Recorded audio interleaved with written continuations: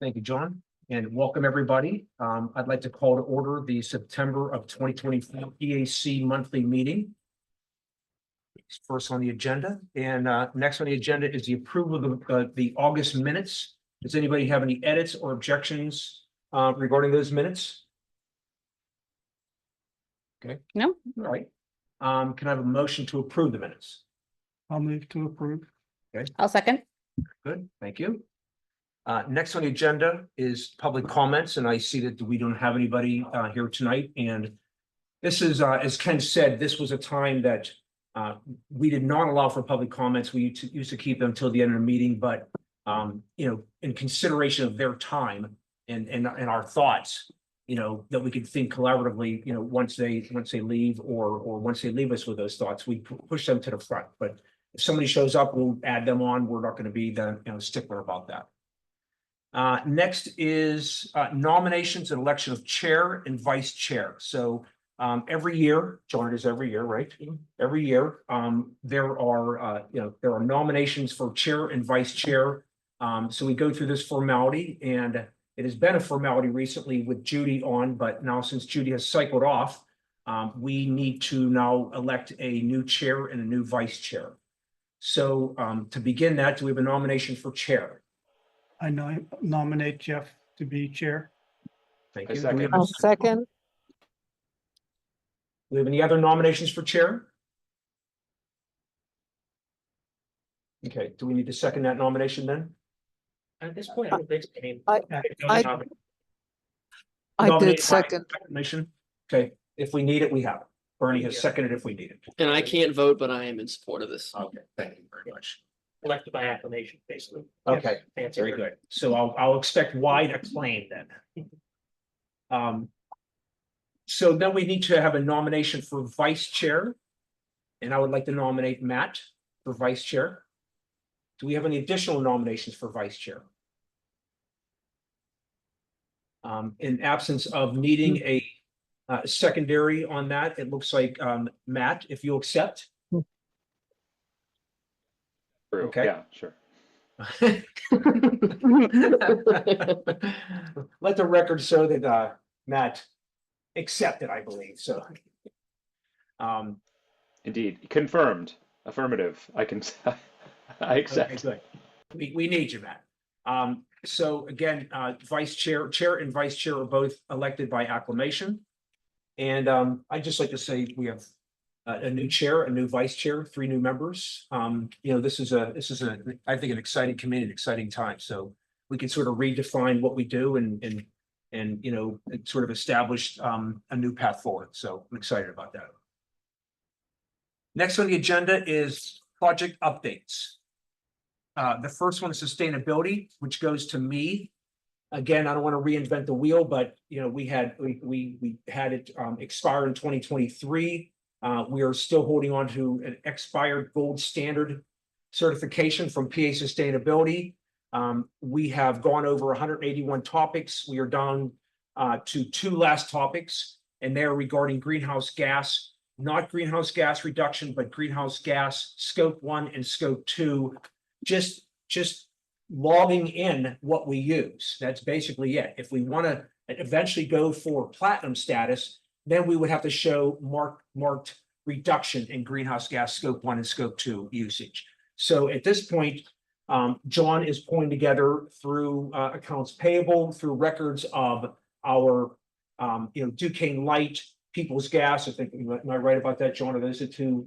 I believe so, yeah. Okay, so that would be those 2 would be scope 2 purchase energy that we would just track our usage year over year. Once we do that, we fulfilled the obligation to at least start to track our usage. Ultimately, we would expect that usage to go down because in the beginning of this year, we just installed a new HVAC system into this building. So we would expect the numbers to go in a positive direction.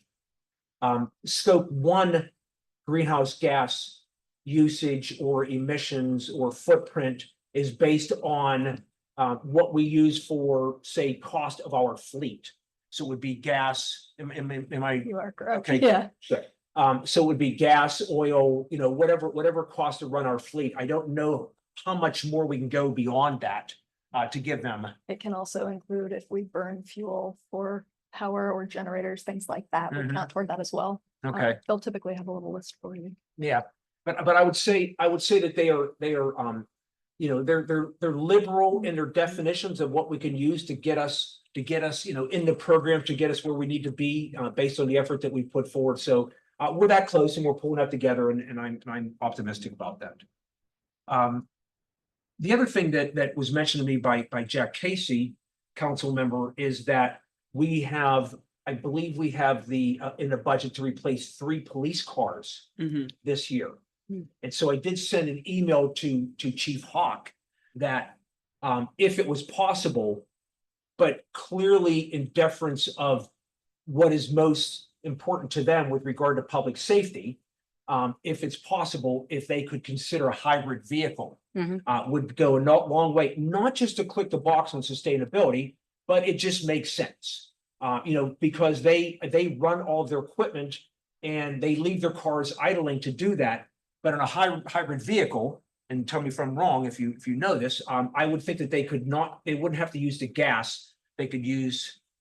With a hybrid, it will still kick on every once in a while, but it also turns off as needed. A plug-in electric hybrid option, a PHEV, that has the ability to have a battery, an electric battery, but also still use gas. So that might be a nice option too. Smaller market for those. Just from what I've heard from other police departments, because of their heavy usage with all of their radar and all their communications equipment and everything, they really like to stay with the gas, but Okay. yeah, but that's just, you know, the new hybrids might be able to do it. I don't know. Yeah, okay. Well, you know, if not this cycle, then maybe the next cycle. And that was just through a conversation with Jack, and he made the same suggestion to Chief Hawk. And Chief Hawk is obviously, you know, worried about performance, about, you know, if there is a car chase in 19 and, I understand that and respect. For a basic hybrid vehicle, though, it is purely gas. It just has better gas mileage. So it's not a bad option. Okay, Right, and they definitely do make like. There's 2025 Ford Police Interceptor. That's a hybrid, yeah, so that's something that is currently on the market, Mhm. so. very good. Any questions about sustainability? Okay. Next up is deer management, and that is Ken. And Ken, if you want to sort of, you know, bring us up to speed on what it is and what we try to accomplish, and if anything's changed this year. You know, I guess the first question is why do we have deer management? You know, we all love to see deer until they're in front of the hood of our car, and we like to watch the fawns frolicking in our backyard until we realize they just ate all of our tulips. So it's one of those things of deer are wonderful to have, but when you have too many of them, it affects the whole ecosystem. Right now in this area, we don't have any regeneration in our forests. Basically all of our native wild plants have been consumed. And so now in North Park, Wall Park, all you have in the understory is Japanese stiltgrass, Japanese barberry, and Chinese privet. And so we need to get the deer population down. My own personal thing from forestry background is when we start getting blackberries again, we'll start getting some regeneration and such. So the issue becomes, how do we control the deer population? And we are in Allegheny County, we're part of the special regulation zone. So our archery season starts a little earlier. And we also have a 50-yard safety zone rather than a 150-yard safety zone. So anybody, like at my house, with my neighbor's permission, because they would fall within the 50-yard safety zone, they've given me permission to harvest deer if I choose to do so. If you have a larger property, you don't have to do that. So what we're trying to do is to get as many members of McCandless Township that have appropriate properties, if you have more than 5-acre property, to contact Suburban Whitetail Hunters, which is a group that we've used for several years now. When you use them, they're there to harvest deer primarily, starting off with a mature doe, because that's your population control. And the hunters will be certified both as far as police background and also in proficiency with their bow. And they use raised elevated stands and so forth. So it's a very safe program. And into anybody's house, if your neighbors will give you permission, you can let your buddy go archery hunting in your backyard. As long as you stay within the Pennsylvania Game Commission rules of a 50-yard safety zone. So the archery hunters from Suburban, the last 2 years have harvested 62 deer each year. Don't know, we're part of North Park. We don't know how many the whitetail hunters in North Park are harvesting. And I know we kill more deer on the roads than we do with a bow. So it's a major issue. This past month it was 19. 19 of the car. Yeah. It's that data is hard to get because there's 3 different companies that pick up because we have state, local and county roads, so it becomes difficult, and the insurance companies only do things by state basis. And when I talk with the Game Commission, they can only do it by township. And so you don't know who was the person that actually harvested. So we do have a couple of changes this year in the program. The last couple of years, the only people that were allowed to hunt in McCandless property, like Wall Park, have been members of Suburban Whitetail. This year, all of our green space will be open to any person that we need them to do a very simple application through the police department, just so we know who's there and there's no criminal background and that kind of thing. So anybody who chooses to is able to hunt on our green space this year, going through that simple application process with the police department. Suburban will still continue to hunt on private landowners that are utilizing their services. So the goal is for me is to, get our harvest up higher. And what happens with a lot of the deer, like with Suburban Whitetail, a number of those people will shoot 8 or 9 deer. That's way more meat than they're going to consume. So what happens is there's a program called Share the Harvest. And I know with the county parks, the past several years, they've contributed over 3,000 pounds of meat a year to the food pantries in Allegheny County. And if you harvest a deer and you don't want the medicine, if you take it down to Kips and Carnegie, it'll be processed for free and will go into the food bank for Allegheny County. So the big difference this year is our green space is open and available for hunting for any person that chooses to.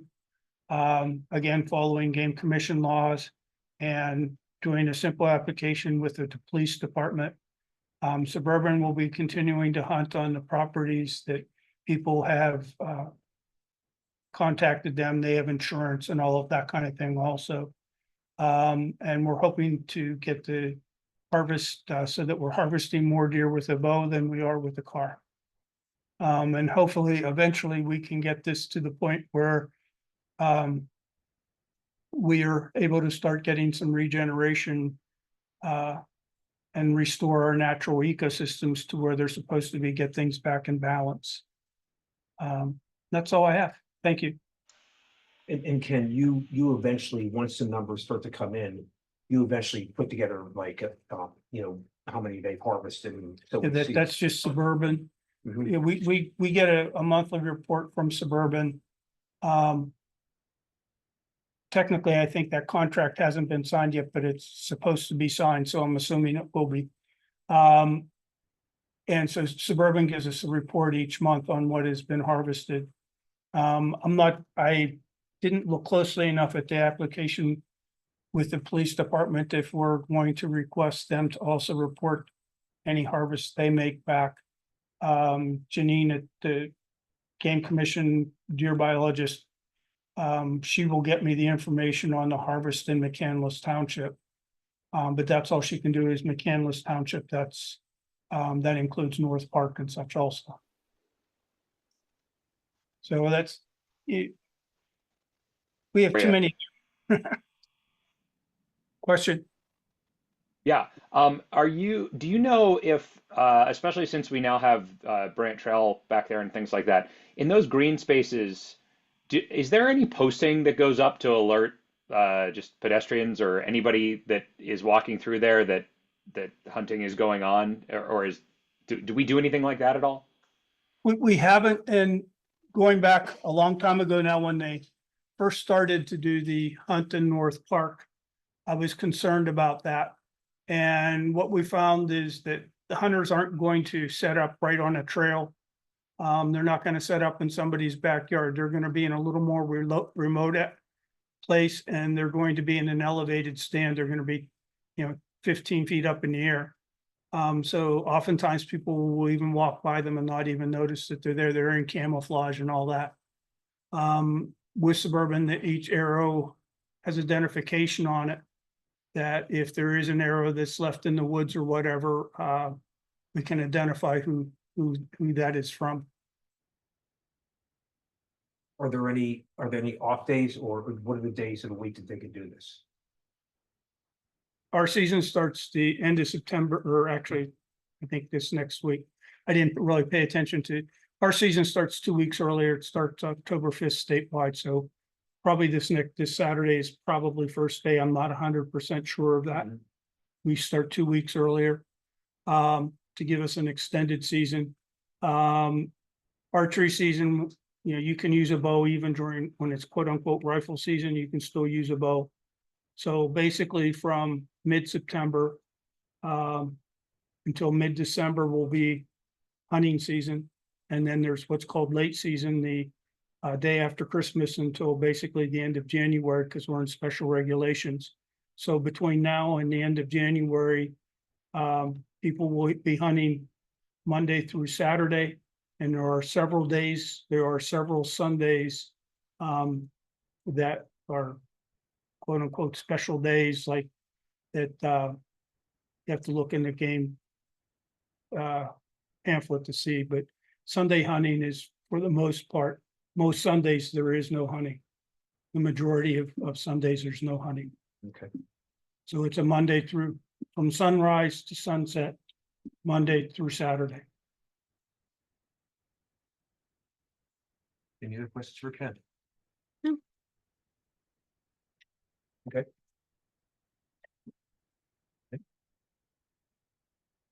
Okay, next up is roadside cleanup. So back to me. So we would do this roadside cleanup twice a year. And we would get 40, 50, 60 people on a good day. And we would maybe do 10 routes, something like that. I'm just throwing numbers out. And we basically have about 36 different routes. And I'd say that probably 33 of them, 34 of them are actual, it's actual McKnight Road, Cumberland, McKnight Road, Cumberland to Blazier, McKnight Road, Perrymont to Cumberland, Duncan, so and we would assign these based on needs. We would assign, 4 people here and 2 people here and students here and around Blazier Drive, and we would do this. This past spring, Earth Day, we got, I would say, because we did it over the course of 2 days and we had lots of scout troops, and it was a major effort, we got probably 110 to 115 people. We cleaned this town. We really did. And there were 2 areas down by Wall Park, down by Sloop Road, that have never been touched. The one that goes to and touches Ross, and the one that goes to and touches Franklin. That's a very dangerous area. You need a lot of people and you need police coverage. So we didn't get to do it. It was just a different type of need that we would have for that day. So we've done this. And then we thought about, do we need to do this again in the fall? There was a lot of political capital used to get everybody from council, everybody from the EAC, and the community was widely supportive of it, and that's why we got that many people. We threw out everything that we could, billboards, everything, and we could go through the details of that again. And just really pulled everybody in. We had a successful cleanup. We looked at it again for the fall. I drove all those routes again for the fall. I came down to the fact that we really need two, and we could do two other ones with police coverage. And we also have a responsibility, and John, check me on this one, but we have a responsibility because we have adopted a highway at the Cloverleaf on Ingomar, West Ingomar, or Ingomar, I guess it is, going toward, that's an EAC sponsored adopt a highway. So we have a responsibility to actually report back to the state that we do that. How many? Twice a year. Twice a year. Okay, so we did it the first time, we could report back to, and we've never had an issue because we've always had two cleanups. So it's not an issue. Now, I think it begs the question that there are other adopt a highways that they don't do anything. But is it because we're a municipality and we have, we want to do the right thing, or this is what we need to do, or we'll have egg on our face if we don't do it? Why are we different than other ones? Not that I'm questioning it, but just why, you think? I don't know if there's any real difference. It's just that I directly got a letter from PennDOT saying, hey, you guys still interested? And again, it was an official letter, but it was very passive, like, are you still interested in participating in this program? I'm like, yes, because obviously we are. I don't know how they interact with other businesses. I know some past members, Dave Minard, would always reach out to PennDOT, the local office, and always reach out to me to reach out to them saying, hey, how can you enforce this? And they basically say, we really can't enforce it per se, because it is all volunteer. It's just their policy says it has to be twice a year and to report the bag total back to them. Okay. And it's partly the state puts a sign up saying, this group is responsible for this section. So I guess the state wants us to be somewhat accountable. Yeah, and I think it's the right thing, and it's certainly what we do and what we want to do. Other people, we've had other adoptive highways in the community college, different places, and they're just, well, we can't really do it, but they get the sign up there. Or you ride down the Parkway North and you'll see adopt a highway, and there was no one that has adopted that highway. I mean, it's horrible going down the Parkway North now. So yes, we want to do that. So back to it.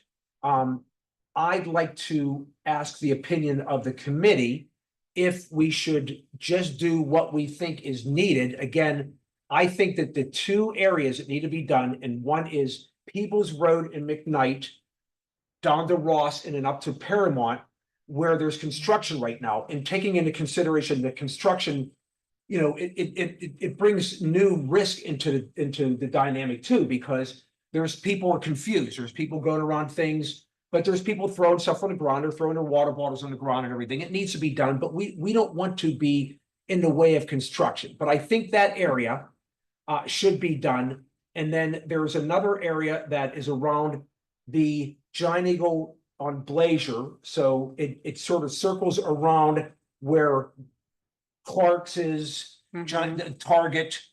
There's a lot of stuff there, and it comes out. If you walk down 19, you can clean that all up. So it would take about 3 people for the McKnight Peebles. It would take 4 people or 3 people for the other one, and then we have a responsibility for the EAC. So I think we're talking about 10 people. Does everybody agree that that's the way we should take the fall cleanup and the way we should approach it?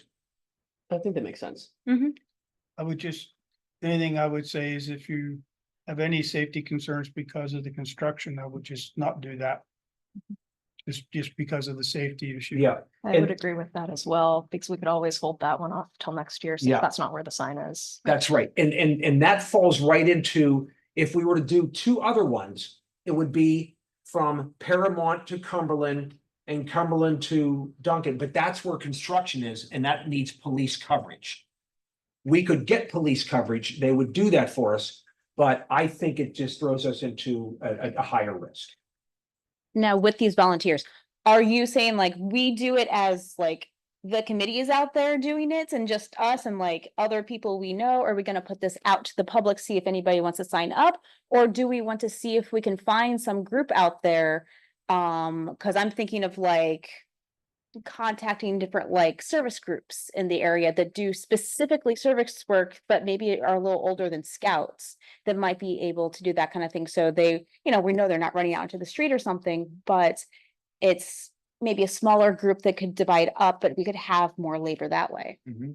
And it's perfect. It's a perfect comment because there is a concerned citizen in the area that likes to do that, will always do that McCandless Peebles, Mhm. or I'm sorry, McKnight Peebles area, and that's Lynn Atman. And she's the one who's saying, we have to do this, we have to do this, we have to do this.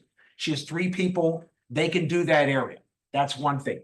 The EAC Adopt a Highway is us. Okay. So, so we'll get 3 or 4 of us and we'll pick a day and we'll go out and do that.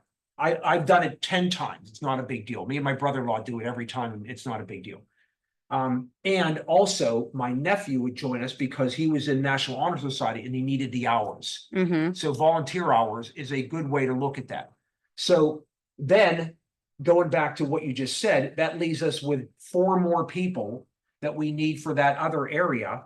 How do we want to do this? It's not a big deal. I don't want to get too far ahead of it, but I'm meeting with Abby Lacoste. Is that the way to say her name? Lacoste. This Thursday, just to talk to her about volunteerism and, do they keep a list of volunteers? And would they have people that would want to do that? Or Matt, do we have somebody, do we have students that would want hours to do that? So I will tell you, I was speaking to Janelle Lombardi about the cleanups, and I mentioned the fact that, we were basically getting it down to 1, mainly doing it in the spring, that we didn't plan to have a fall cleanup this year. And she said, oh, thank goodness.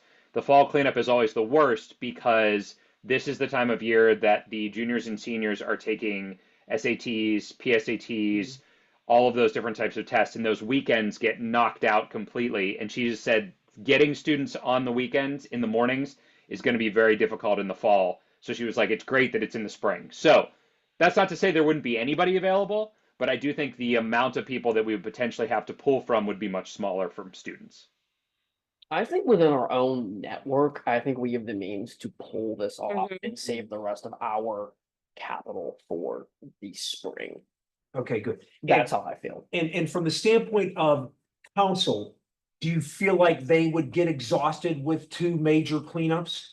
I think if we were to expand the amount of political capital that we did in the spring and the fall twice, yes, but I guarantee there will be several of us that would love to join for a fall one. Okay, Mhm. great. So then that goes to 2 things. My next question was if we wanted to reach out to, and we're talking about 4 people. I'm not talking about 104 or anything. We're talking about 4 people. Do we need to go out into McMail? It doesn't seem like we need to do any of that. We don't need to advertise this at all. We can do this within our own volunteerism and. And for Okay. those 4, are they at a specific site that you're thinking of? The Like, 4 just need to walk. I could go do it tomorrow, but Right. but the 4 just need to meet on a certain day because there are people that approach me at Garden Park and said, "Oh, we really do like to do it. If you do it, I'll reach back out to." And I can't remember who you actually talked to her. I have her name somewhere here, but she's somebody who will do it. Abby will give me a couple other names. We'll put together 4 people. Jeff, I think that we can also, we have Community Day coming up on Saturday. We can have a sign-up sheet on the table Ooh, good idea. right there that says, idea. hey, interested in helping to clean up the town? Good We idea. have opportunities. Sign up now and we'll get in touch with you and That's maybe great. get a list of people.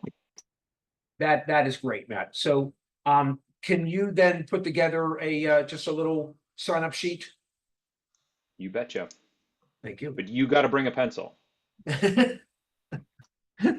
I'm all laptop now. No more pencil for me, but I still use a mouse. So go ahead and make your jokes. So then dates for the fall, October 12th, October 19th. Anybody have any, now here's the thing. We could do the EAC sponsored cleanup any day that we want to. But does anybody have any thoughts on those days? They seem to be two easy days. We're gonna be running into a lot of Halloween events coming up then, because I know personally I have something on the 19th for my work for Okay. Halloween, I would rather so do the 12th. I think 12th might be I better. would say the 12th on my end too. I'm out of town that following. Okay, so 10, 12? Mhm. Okay. For the ESC purpose. Okay, These won't be so bad then either. yeah. So Matt, on your sign up sheet then, could you shoot for 10, 12? Not that I think it's, for 4 people, they can go do it anytime they want to, but. Yeah, so my thought on the sign up sheet is that we're just going to get names of people who are interested in helping with roadside cleanup, period. And Yeah, then that's- we will reach out to those people and say, hey, we have this opportunity on the blank. Want to come on out? And we're going to keep that list and we're going to send it out in the spring too, right? This is a you want to help clean up the town, sign up now type of deal. Matt, do we have access, well, since we have a SharePoint, do we have access to like Microsoft Forms or something so that people could also maybe scan a QR code and just enter their information and then we all have it digitally rather than them having to handwrite? I mean, we certainly have I don't know that we have something like that necessarily, but I can very easily make a Google form and we can do Okay. that same thing. Yeah, 'cause just on the sustainability side, obviously paper's fine too, but it's nice to also promote that whole use technology Yeah. option. So there's the two things that I would just keep in mind with that are I would rather have people do it in front of me so that I know that I'm getting the information versus, Yeah. hey, scan this code and then fill it out when you can, because a lot of people, even with the best intentions, it will slip their mind, it will go away, it will be gone. So at least I would want to have a sign up sheet that would get their name and their email address. And then if we want more information or if we want to have like, do you want to provide more, scan this code or something like that. I agree with you. Collecting the information that way is way easier and I would rather do it that way. Yeah. But I We also can am just pivot. afraid of people flaking That's out. perfectly fair. It never hurts to have that hard copy backup. Okay. That sounds perfect. Any other questions about the roadside cleanup? I'm just gonna make a comment that it is an immense task to get everybody coordinated, pick out all the routes. Get all the bags of garbage picked up afterwards, and Jeff has done a wonderful, wonderful job with that. Thank you, Tim.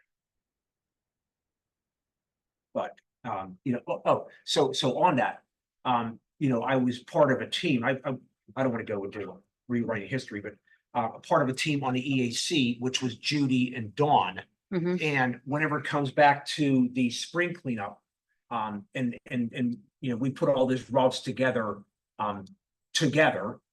they want to be back involved. And you'll see, as Ken was mentioning, you'll see that day when we meet at the DPW building and we have 80 people there, and you're trying to herd them through, and the organization and coordination that takes to get that thing going and get it done in like a half an hour and get people out on the roads is pretty big. And police are saying, where are we going, and all this kind of stuff. So all of that is on SharePoint.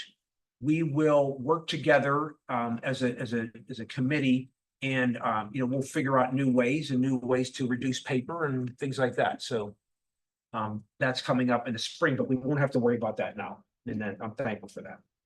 I've got to joke and say I'm an old forest products guy. Trees, paper are good. It's true in some ways. Okay, if there's no other questions about that, next up is our community outreach. And Matt, we go to you on the student member application and interviews. Yeah, so we completed all of the interviews this week, and after that one was over, we came up with the only person that applied and said he looks like a good applicant. So the information got sent out by John earlier this week. Hopefully, folks saw it. If you want to take a look at the application, read through what was submitted, you can watch the interview as well.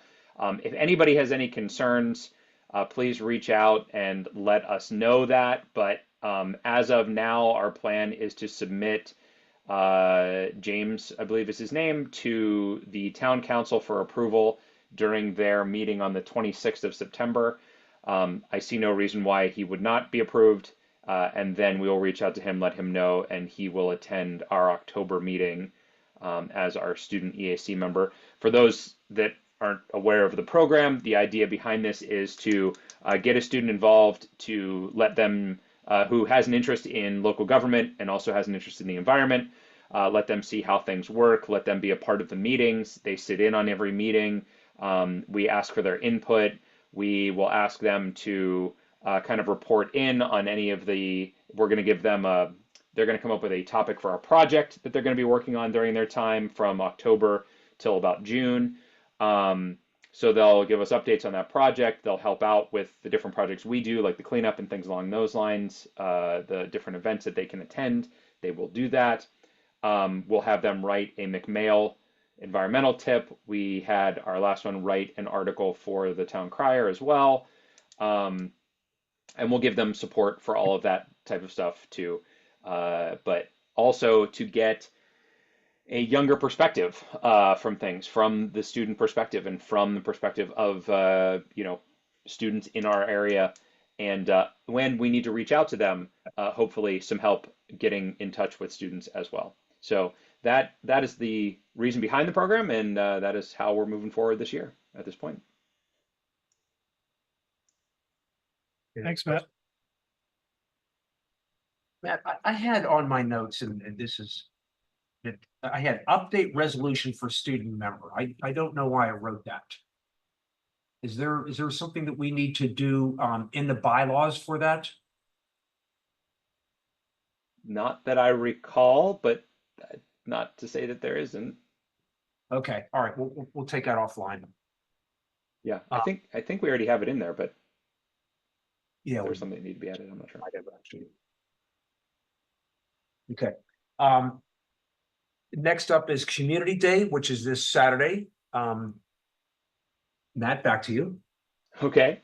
Hey, Community Day is next Saturday. So we will have a little tent. I don't know what we call it, but little area where we are going to be interacting with the public.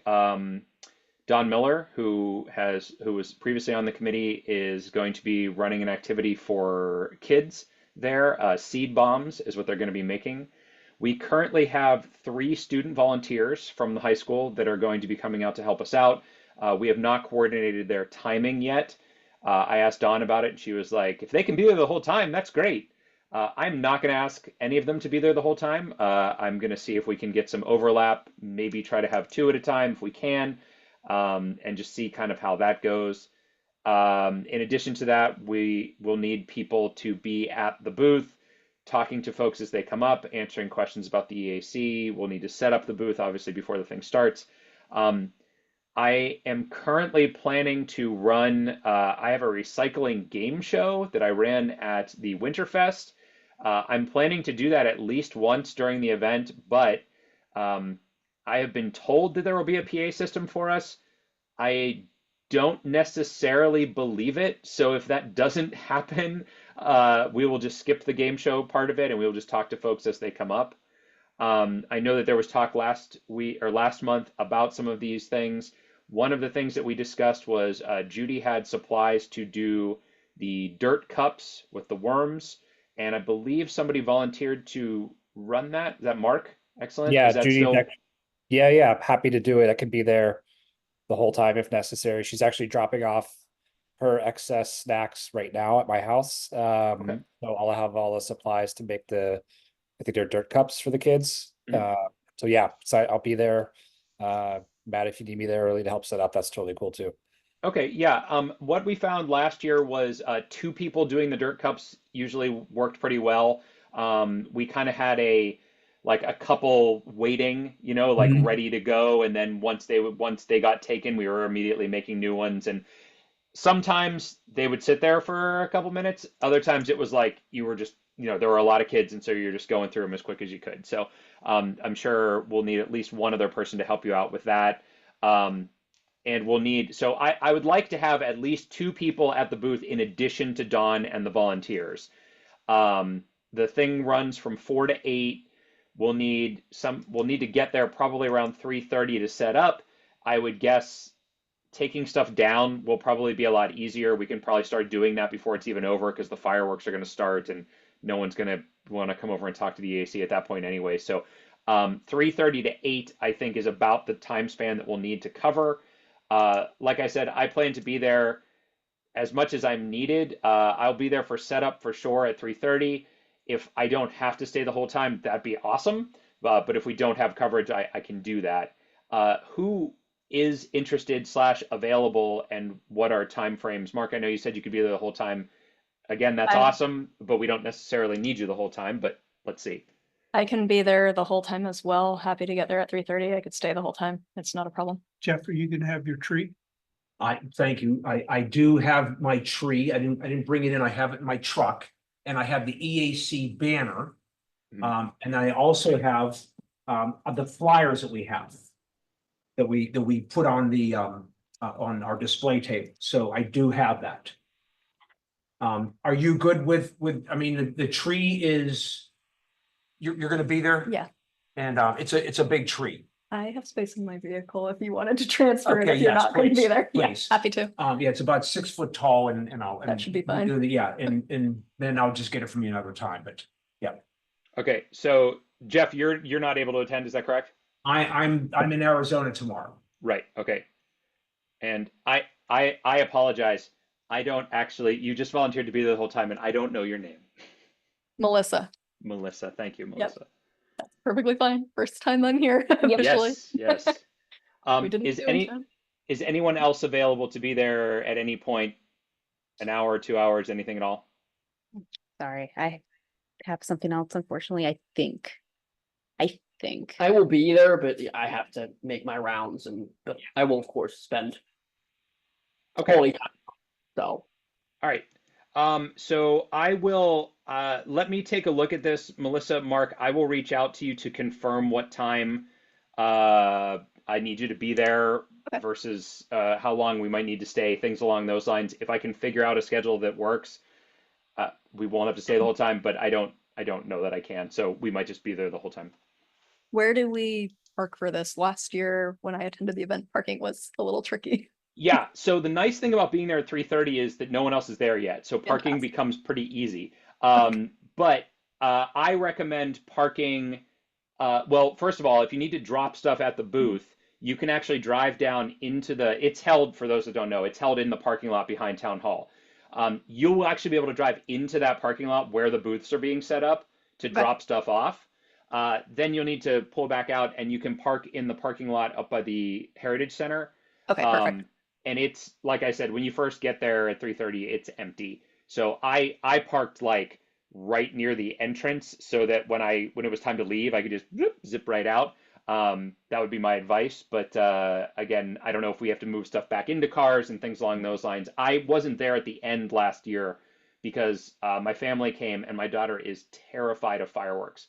So we had to leave, and that's what happened for us. But so I'm not exactly sure what happens at the end, but we'll figure it out.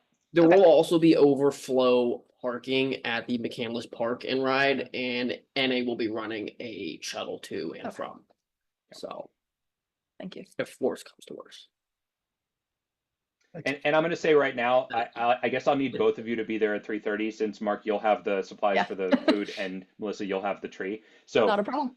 I'll see you all there at 3:30, and then we'll figure it out. Yeah, we'll go from there. Yeah, I don't think, are there any other questions about any of that? All right, excellent. So cool, good stuff. Also, watch the forecast, because they are calling for rain in the morning right now, and that could mean that it's going to rain all day or never again, based on the way weather seems to be predicted recently. So just keep your eye on that. Okay, so moving on then to the miscellaneous. October McMail tip. We had Ryan do the last one in September on light pollution. Did a good job of that. I know that we did have Bernie on. She jumped off. I thought that she was talking about doing something with leaves. It seems to me, and I'm gonna blend two topics together. It might be a little early for leaves, certainly the way the weather is, and we're a good month away from that, I believe. I sent over some from John, some lawn fertilizer tips. And I thought if we don't do the leaf thing, maybe what we could do is pull out a few facts from that. What does the committee think about McMail tips, that, and then maybe pushing Bernie off into the next month for leaves. Sounds fine. Remind me when these drop again, John? I'm gonna look at the calendar real quick. I can just Isn't never it- remember if it's the beginning or end of October. And does anybody know when leaf pickup officially starts? So leaf pickup is gonna begin probably October 14th to 21st. And this is gonna come out on September 27th. Oh, okay. All right. So if it's end of September, I would agree with you, Jeff. I think it's a great idea. Mhm. Okay. So, Jeff? so I'm happy Yeah. to consolidate that, what you set out into into like a brief statement to fit the McMail length, if that's what we need to just edit it down. Oh, that'd be great. Okay, good. So then, Mark, you'll put together a McMail tip. And John, you need it by what date? Probably the 25th, I would say. That would be ideal. No problem. John, is there a like max word count or spacing I should follow? No, I mean, I'll format it. Ideally, maybe 400 words or less would be good. Okay, So, perfect. yeah, sometimes they stretch out really long, but a little bit briefer, I think, is good to get people just to read the whole thing. No problem. Okay.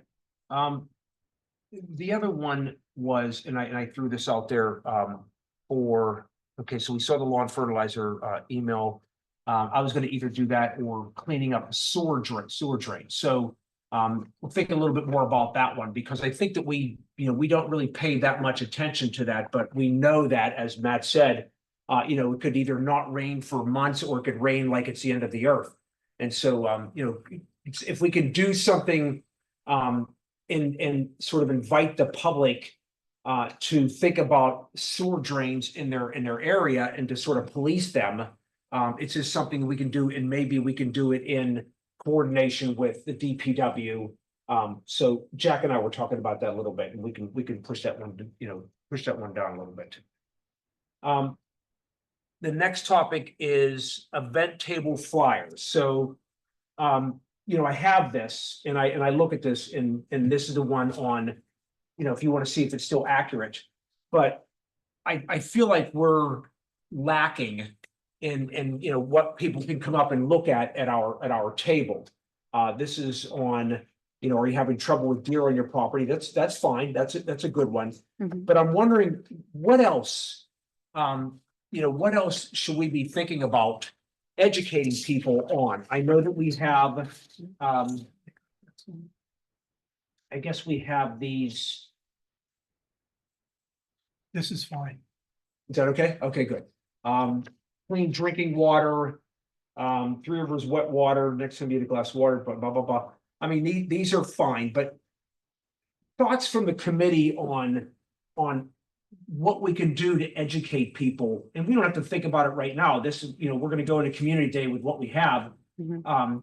But we should go forward and think about sprucing up our educational material at the Mhm. table, I think, and something that will attract people. What about the stats from the litter day? Because some of that was astounding. I think that would be good to put in where the sign up sheet is. Some Yeah. information. At one point we had I believe it was a bag of popcorn, and we had a kernel in for every bag of trash that's been picked up since we started doing litter cleanups. And it was like, hey, we've had this many bags of trash, and people were like, okay. But I think something along those lines, something that is a graphic representation, something that shows rather than tells, is Mhm. always going to be more impactful if we can do that. So I don't know if that's the way to go again, but something like that I think would be great. Yeah. And by the way, that number is about 2,300. I think it's about 2,300 now after spring. When is the starting date? For Since when? You said. there is a starting date. That's a, Be around 2015. Pretty good. yeah. Mhm.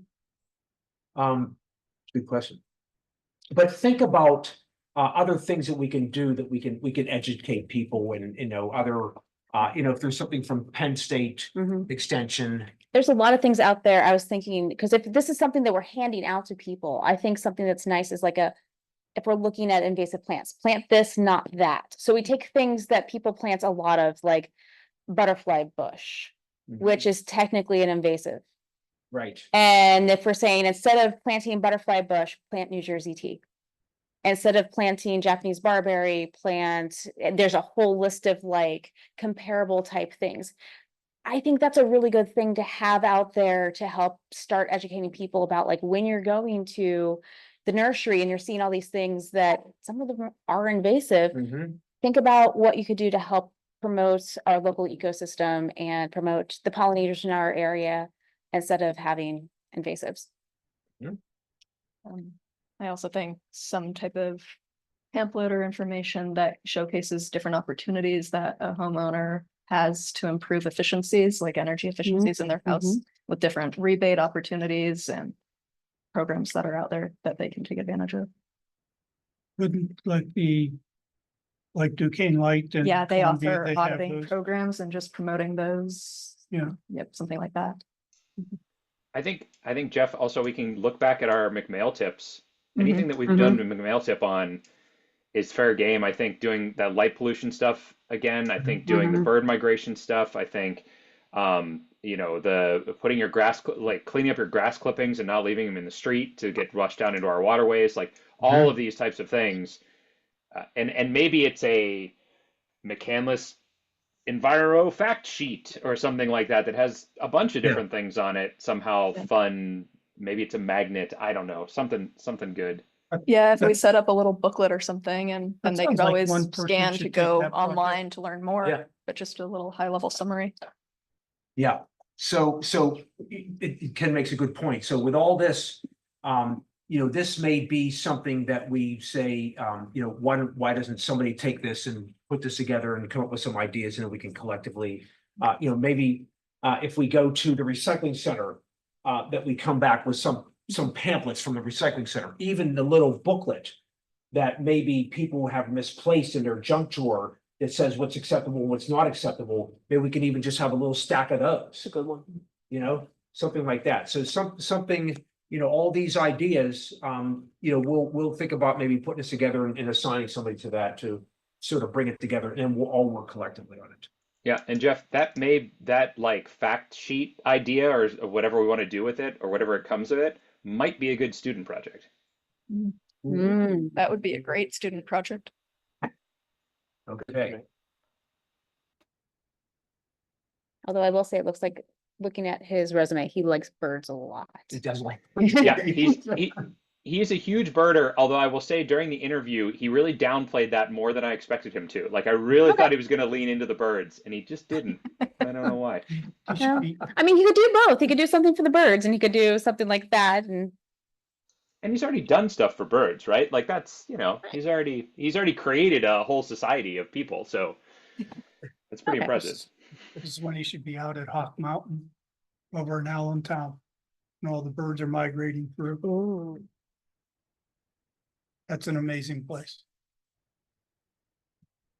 Okay, next up is, and I have on here for just bylaws discussion, and I just wanted to make sure that everybody had them, because I felt like whenever I first started, I had to sort of, search around for them or whatever. So everybody has them. I don't think there's anything controversial. Just that actions or projects of the EAC must approve by town council before the study or project commences.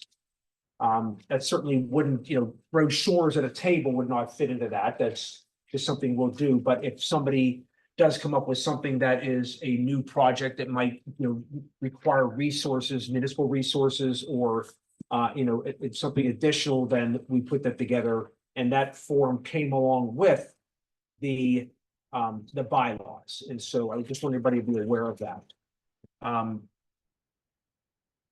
A quorum is necessary, so business shall consist of 4 members of the EAC to get this meeting going. Just so we know that we're always working toward that. And Matt, I'm looking for your student EAC member. And I'm sure it's in here, but I'm just looking to see. I would think that'd be towards the end, because that would be an amendment. Yeah. Anyways, I just wanted to have them in everybody's folder. And you know, that they're out there and, you know, what defines it at this point. Also, this is on SharePoint. The roadside cleanup spreadsheets, maps, volunteer list are on SharePoint. The minutes of past meetings, project forms are on SharePoint. John, should everybody have access to SharePoint? They should, yeah.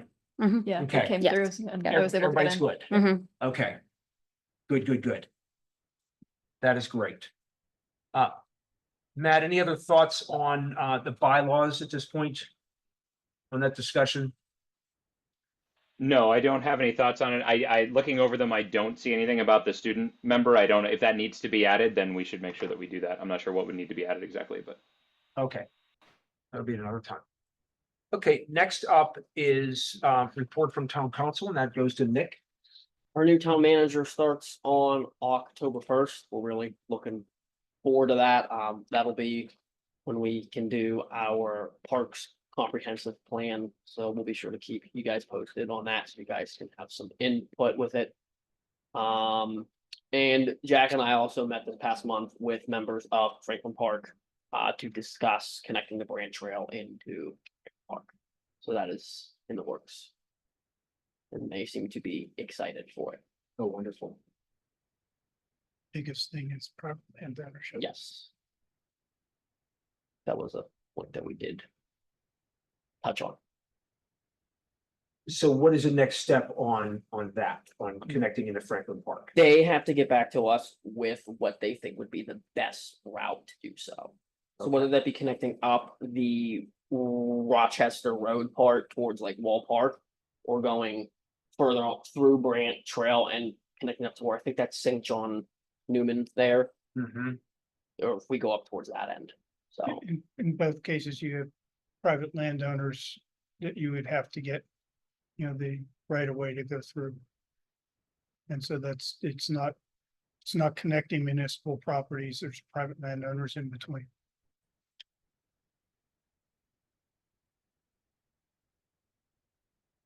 Okay, anything else, Nick? that's it. Hope to have a good community day on Saturday. So Wonderful. Next up is topics for next month's EAC meeting. And I had a meeting with Franklin Park Trail, and Nick just talked about that. I had to discuss sort of the reinstituting the catch basin decal project. Matt, is that, you know, what's the time of the year for that? Should we discuss that next meeting? Yeah, I mean, they are interested for sure. So we just need to get them the supplies. And I don't know where those currently live, I have but okay. So we would need to organize a time to get those to Mrs. Lombardi. But there are students who are interested. I know that James, who applied to be our EAC student member, is one of the people that like headed up a lot of that. So we could just wait till next month, where hopefully he will be here, and we could give them to him, and he could take them to school if he's willing to do that. But I don't want to put that on him if he would rather not too. So we can organize that too. But it may be fine to wait till next month to discuss. Okay, so we'll throw that on the agenda for next month to discuss that with James. Hopefully. Yeah, I will be discussing, I'm gonna meet with Abby, who is the Parks and Rec, I mean, John, what is her title? Parks and Rec Coordinator, on volunteerism, on how we can coordinate with them. I know Bernie was, you know, thinking about some other projects that she wanted to meet with Abby. I'm not sure if she has, so we'll just throw that under the next month's agenda. I think we got to discuss a date for the spring cleanup. Mhm. An initial date, and we'll talk about things like, I know that Earth Day is around Holy Saturday, so it's on the Easter holiday. That might be a tough one. We'll need an initial day and then a backup for rain day. And we don't want to do it whenever they're also having PSAT and SAT testing in the spring. So it's going to be a little bit of a tightrope to Yeah. get to the date. My understanding from Mrs. Lombardi is that spring is a much more open time, that there is not as much of that happening around that time. So it is not as big of a deal. Okay, good. Well, we'll discuss that date. And then I guess also on the agenda is Winterfest. So we'll start to talk about that. Any other topics anybody's thinking about for the next? Yes. So I did meet briefly with Dawn about the rain gardens. I have nothing, like I haven't started on anything. I just wanted to see, where are they? What's going on there? And I have some ideas for some people to reach out to for additional help, as well as maybe some financial assistance for putting some new things in there and extra volunteers and things. I do have a question, just being new to this, Mhm. like if I'm sending emails to people, is there anybody I need to CC on the email just so everybody can see what I'm up to, I or? would copy me. Okay, Yeah. sounds I good. would copy. Rain gardens very simply is the portion below the parking lot for the Heritage Center and the creek. And She took me a- through the whole thing, and I gotta see all the button bushes and beauty. and all berry those- and- the trees that have grown out really should get trimmed back so that the bushes are out in the sun. I don't know, I've made some contacts through, there's a native plant society that's in the area, and they sent me a couple different people that might be helpful. So I'm gonna see if I can reach out and hopefully get some help. So, because I've noticed that some of these projects, it's a lot of labor from the board, and I think eventually, especially for that one, it'd be nice if people in the community could eventually, or like an organization could eventually take it over, so it has more long-term maintenance rather than like one person going out there. Master gardeners have seemed to have trouble with that, with several they have in the park. It's master gardeners Mhm. doing it, and they Mhm. seem to have difficulty doing the ongoing maintenance of it. So it seems like it's not a real popular thing to. So hopefully you will be successful. We will see. It was some people that Dawn had never heard of, so I guess worth reaching out. Any other topics that anybody wants to bring up for? So one thing that we didn't include and we never include in the agenda is really our whole list of topics that we've taken on, things that are sort of ongoing. And it used to be stream cleanup, and it was, there were a couple of different things on there that we started solar.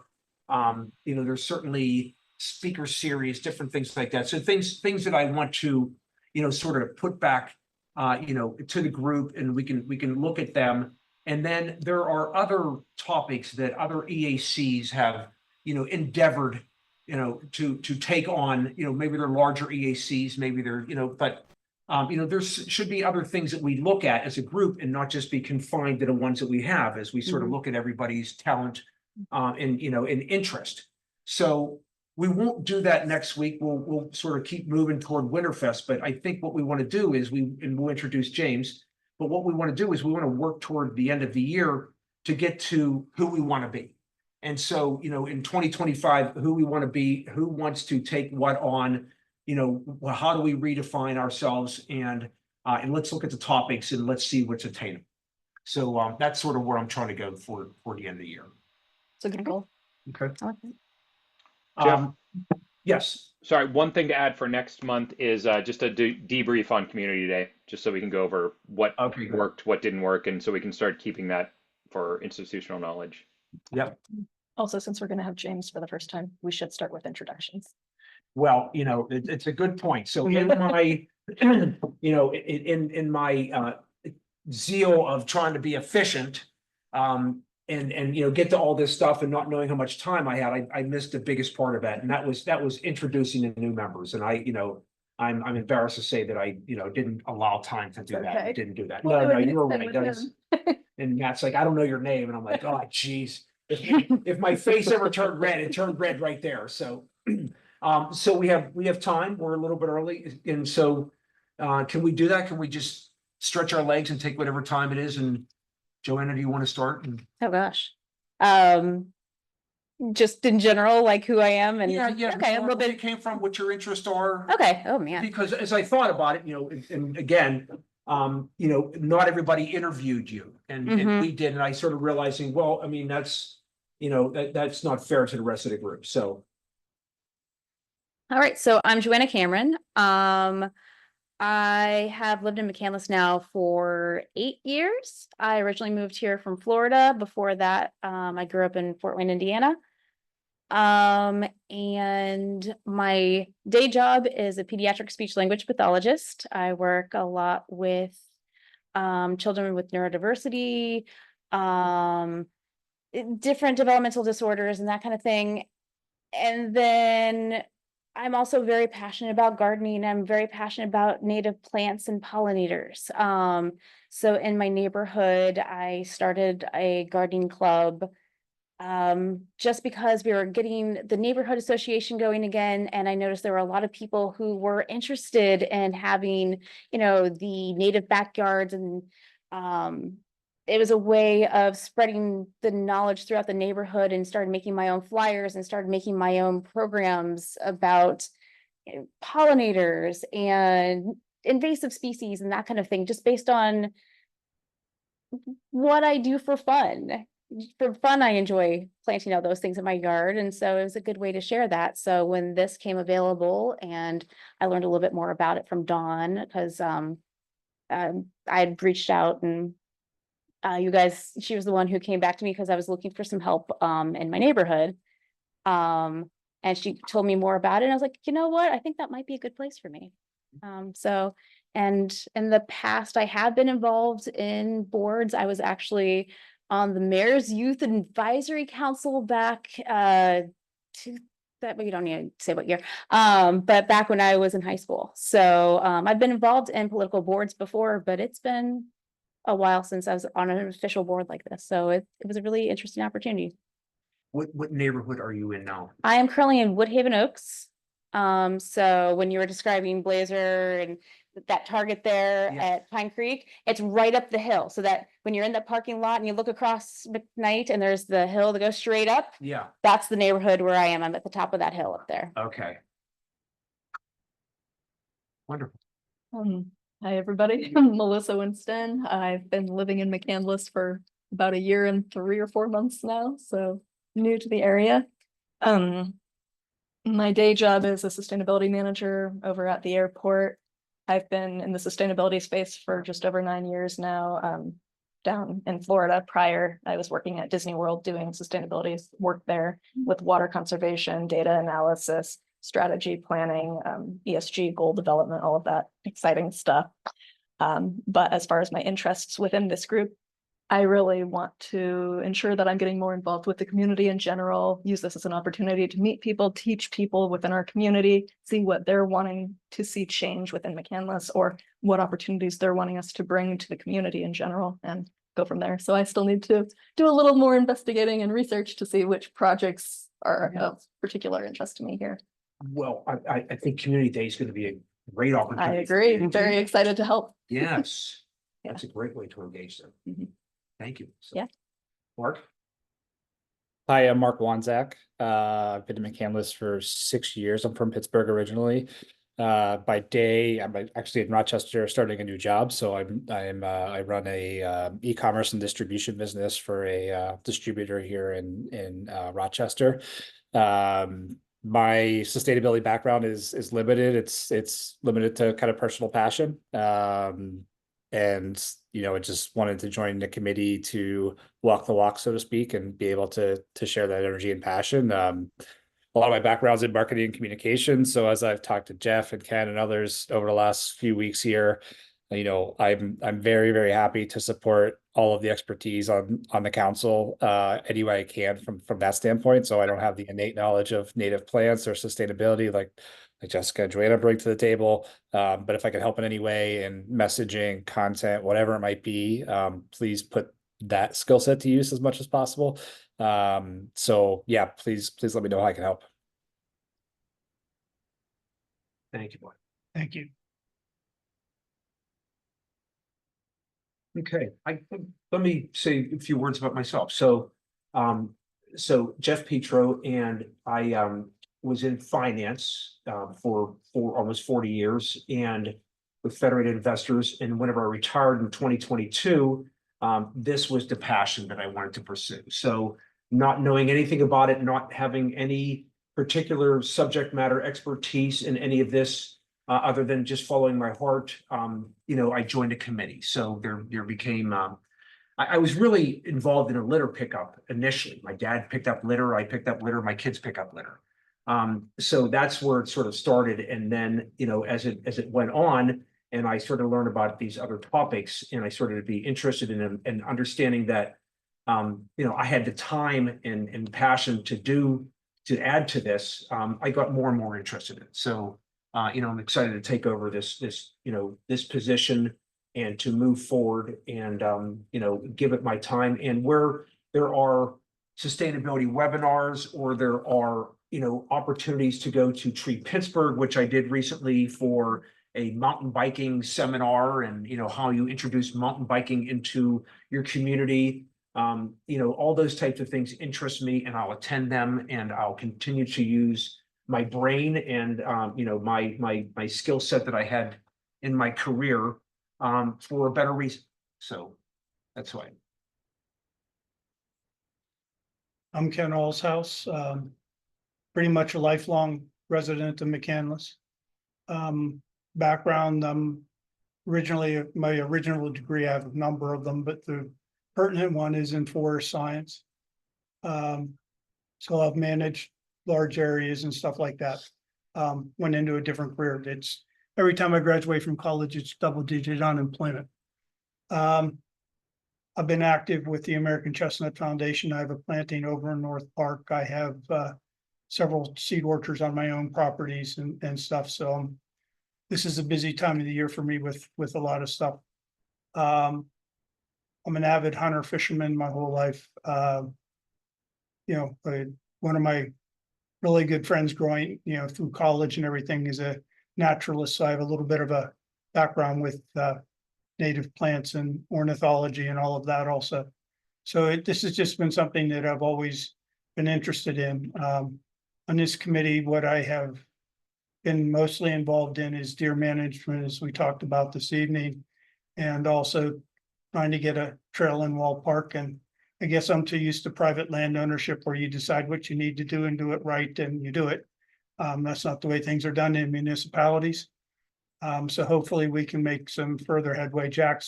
Casey's been an immense help on trying to move some of these different things along. So my background has always been outdoor nature. And I guess I know a fair amount about different things, but so it's something that I enjoy doing, and giving back, to the community. You talk about being on boards. I've been on way too many boards, and I just like to attend the meetings and take care of my projects. I don't want any more responsibility than that. Being retired, I spend a lot of time on my own properties. I had an area logged and all different kinds of stuff. So as far as with McCandless, I've tried to be active where I can in the public events. The Master Gardeners program is the one that I usually spend the most time with. And other than that, that's enough for me. Thank you. And I'm Nick Giorgetti. I am member of council for the 3rd Ward, which is the Ingomar region. I ran for office last year, and been an honor and a immense privilege to get to represent the town where I've lived for my whole life. On my mom's side, my family's been in McCandless for 110 years, so it is near and dear to my heart. As for the EAC, I'm really glad that this is the group that I was assigned to. It's a great group where minds meet, and they put pen to the paper and they make it happen. I've always loved being outside, whether it's walking, hiking, going on a canoe, whatever it is. So I would really like to see the Brant Trail get built out more, and deer management, I will also second Ken, is one of my largest goals during my time here. So hopefully we can get it under control soon here. So. Matt? Hi, everybody. I'm Matt Hartman. You can actually see my name right here. I have been on the EAC for several years now. I grew up in McCandless. I grew up here. Actually, I bought this house from my parents when I moved back from DC about 10, 11 years ago. My background is in education. So I was a high school teacher for about 10 years. I worked for the National Science Teaching Association. I taught AP Environmental Science and on-level Environmental Science, and I also taught theater and phys ed and filmmaking and a whole bunch of other diverse subjects. I'm passionate about the environment. I was trying to teach kids how to save the world. It didn't work, but we're getting there. Currently, I work at a video game company, which is totally different than what my background is in, but it's a living. So that's what I do. And yeah, my main focus here on the EAC is environmental educational outreach to the schools, trying to get more students involved and trying to spread the word, and hopefully at some point actually get into the classrooms and get solar panels on school buildings and all sorts of crazy stuff that I have floating around in my brain. But we'll see how long that takes. So that's it. Thanks, Matt. And John? Yeah, I'm John Bojarski. I've worked for the town since 2016. I've mostly dealt with communications and all that stuff. Prior to that, I was actually a newspaper reporter for 7 years. I was kind of drafted into EAC. It was created around the same time that I started here, and it's actually been very rewarding, as everyone finds out. Thank you. Thanks, John. Thank you, everybody. And with that, if I could have a motion to adjourn, does anybody have any other comments before we go? Can I have a motion to adjourn this meeting? I'll motion to adjourn. Thank you. Can I have a second? I'll second it. Very good. All in favor? All this, thank you. Well, I know I'm gonna forget. All in favor? Aye. All right. Thank you. When you get Robert's rules down, Pat,